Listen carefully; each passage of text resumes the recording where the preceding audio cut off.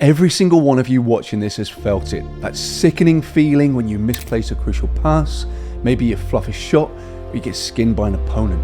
You instantly think, oh no, not again, or why do I keep doing this? Your gut reaction is then probably to play it safe next time, to avoid that mistake, that feeling of failure. But what if that frustration, that initial mess up, is actually the fastest way to accelerate your brain to learn and get better? What if that very act of making a mistake is your hidden superpower for rapid skill development? Now, that's going to sound crazy, I know that, but today I'm cutting through the fluff and I'm diving into the neuroscience. I'm going to show you why mistakes are quite literally your brain's best friend for getting faster, more accurate, and more consistent on the pitch.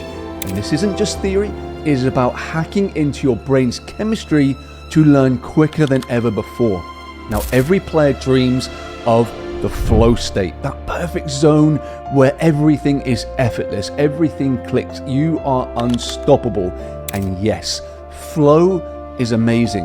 It's a sign of mastery. But here is the crucial, counterintuitive truth. You are not actually doing much learning when you're in flow.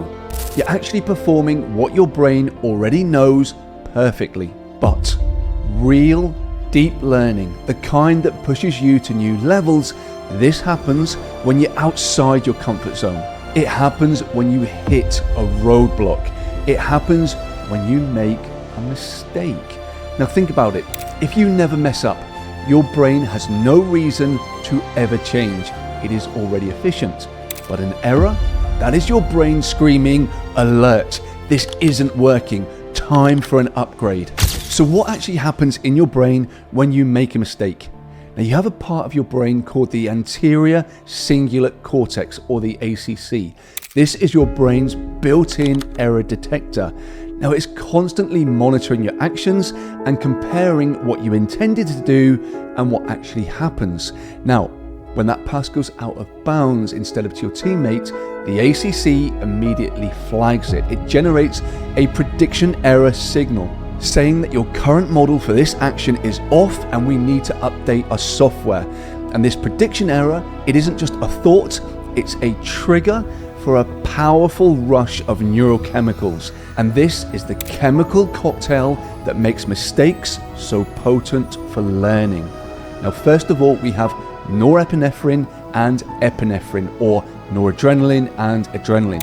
So when you feel that jolt of frustration after an error, that is your brain releasing these alertness chemicals. Now, norepinephrine will sharpen your focus and will make you pay close attention to what just went wrong. It's screaming, this is important, remember this moment. And that heightened state helps to encode this as an error into your memory. This is a critical first step. Acetylcholine. Now this acetylcholine will act like a spotlight. It literally will tag the specific neural circuits that you're using, the ones that are involved in this skill, and then primes them for change.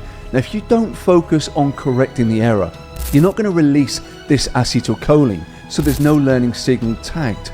So the very act of focusing after an error on correcting the error, this boosts this crucial learning chemical. Now the third thing is dopamine. Now this is your brain's ultimate reward chemical. It plays a genius role here.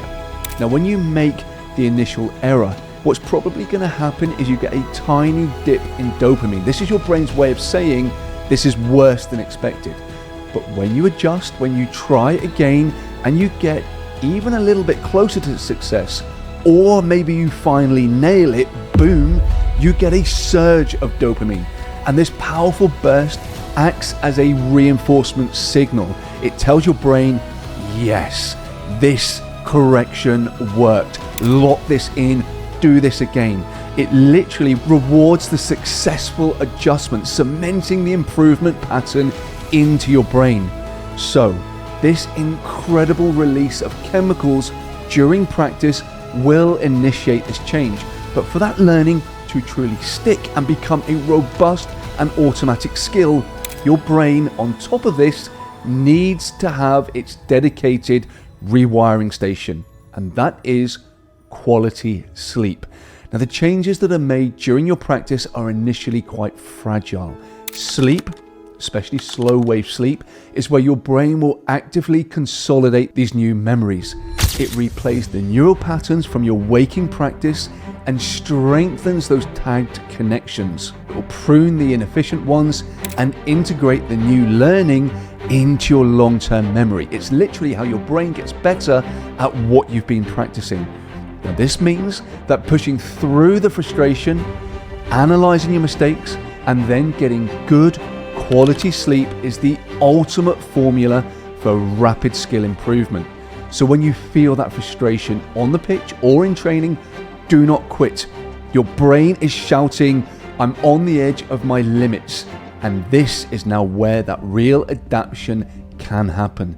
Now, if you constantly walk away when things get tough, your brain starts to learn that quitting provides relief, reinforcing avoidance.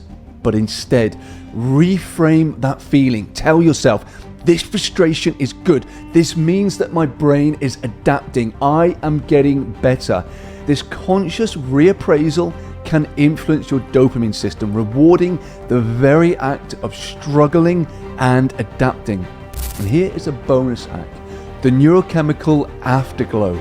So after successfully wrestling with your errors and focusing on the improvements, this now can last for about an hour after your training session.